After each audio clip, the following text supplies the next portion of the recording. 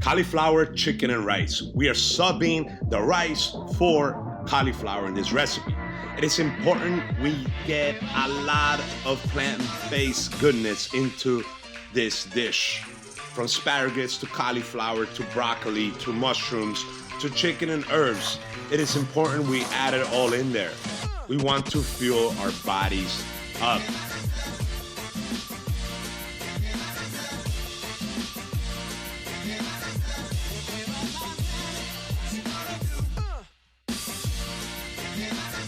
Now it's time to get cooking.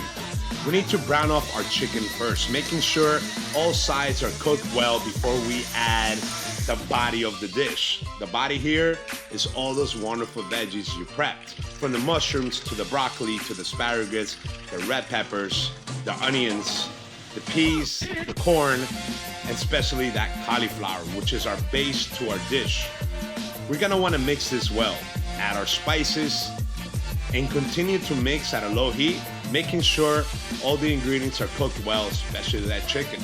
Now it's time to serve, garnish with some herbs, and we are done.